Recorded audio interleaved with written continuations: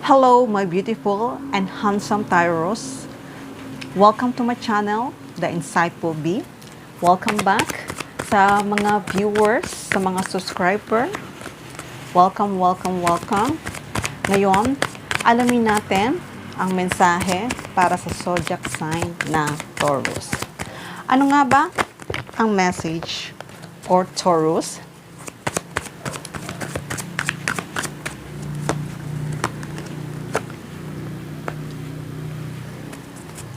Ten of Pentacles,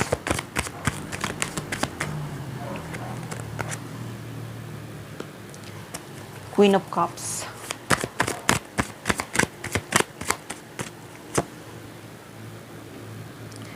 Page of Wands, the Hierophant, Knight of Cups, Strength, the Judgment. Okay. Okay, Taurus. Sa nakikita ko ay may bagong simula. Itong bagong simula na to na dati kung na-delay yung mga plano mo or dati maraming obstacles na mga dumaan sa buhay mo na hindi mo alam kung papaano makapagsimula. Pero sa nakikita ko ngayon ay may bagong simula. Kung ano man yung past na pinagdaanan mo, sa nakikita ko ngayon ay talagang mag-move forward ka na. At ito ay maaaring itong pag-take action mo to na maaari din itong makipag-commitment ka, maaaring makipag-commitment ka sa isang trabaho na gusto mo itong project na to. Pero sa nakikita ko itong commitment na to ay nakikita ko naman na kayang-kaya mo ito. Kahit maraming challenge ang pinagdaanan mo, pero nakikita ko na ito na yung time. Ito na yung time na matatanggap mo yung mga blessing na paparating para sa'yo. Maaari din na ikaw ay nag-a-apply sa trabaho na matagal mo nang hinihintay to. Nakikita ko na may mga darating na magagandang mensahe sa iyong buhay. At kung naghihintay ka naman ng isang pag-ibig na kay tagal mo nang hinihintay, merong itong darating para sa'yo. Kaya ngayon, lahat ng delay na dati ay hindi nag-work out. Pero this time ay nakikita ko may bagong simula. May isang tao din na balak na makipag-commitment para sa'yo. Maaaring din itong tao na to ay siya ang blessing na darating para sa'yo. Kasi nakikita ko na itong tao na to ay maaaring nasa malayong lugar ito. Maaaring dati na ito sa'yo ay nanliligaw. Pero dati ay hindi pa siya makapagsabi ng nararamdaman niya para sa'yo. Pero this time, itong tao na to ay handa na tong mag-travel para sa'yo.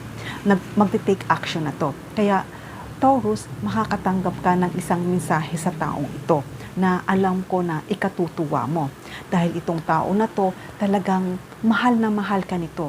Kahit na magkalayo kayong dalawa, ay mahal na mahal ka nito. Kaya, itong tao na to, maaaring din itong makipag-commitment sa iyo. Sa pagkikita yung dalawa, ay maaaring mayroong isang magaganap na seremonya. At itong seremonya na to ay maaaring mag-propose ito para sa iyo. Kasi itong tao na to ay talagang mahal na mahal ka itong tao na to. Kaya kung ano man yung mga delay, kung ano man yung mga obstacle nangyari, maaaring sa relasyon mo, kung ano man obstacle nangyari, pero this time ay talagang may bagong simula. Itong bagong simula, alam ko ay matutuwa ka. Kaya itong tao na to na darating para sa iyo ay isa itong blessing na magkakaroon ka ng long-term relationship dahil itong tao na to ay talagang mahal na mahal ka niya. At nakikita ko naman na kay tagal mo na tong hinihintay itong tao na to. Kay tagal mo na. Kaya ako nag-expect ka na may taong totoong karelasyon o matatagpuan mo pa ang soulmate mo, matatagpuan mo pa ang true love mo, nakikita ko itong tao na to talagang papunta na ito para sa iyo. Kaya sa ngayon ay itong tao na to ay handa na to. Handa na to na makipag-commitment para sa iyo. Kasi maaaring itong tao na to ay nag-ipon muna ng pera para kapag ready na siya, ay handa niyang ibigay ito para sa iyo. Pero nakikita ko naman, Taurus, magiging mag-ayos at maganda ang buhay mo sa taong ito. Magiging masaya ka, magkakaroon ka ng stable na buhay at nakikita ko naman ang pagsasama niyong dalawa ay long-term relationship. Kaya itong tao na to, kung dati ay weak siya, hindi pa siya handa, pero this time ay handa na siya. Handa na siyang makipag-commitment para sa iyo. Dahil nga sabi ko sa iyo, kahit anong challenge ang dumating at pinagdaanan niya, pero itong tao na to ay hindi to nagbago. Hindi to nagbago ng pagmamahal para sa iyo. Pero nakikita ko, ito na ang time. Ito na ang time na itong tao na to ay handa na to. Handa na to mag-offer ng pagmamahal para sa iyo. Kasi nga itong tao na to ay talagang ikaw lang talaga ang gusto niyang makasama. Kaya Taurus, asahan mo na may magandang balita na matatanggap ka. Itong balita na to ay alam ko kay tagal mo nang inintay. Kaya kung ano man yung mga delay at kung ano man yung mga